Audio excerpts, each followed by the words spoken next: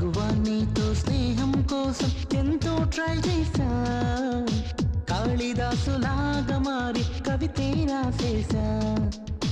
Food లేకపోయినా bed లేకపోయినా, food లేకపోయినా బెడ్ లేకపోయినా, పగలు రాత్రి వెతికి వెతికి నీకే లైనేసా.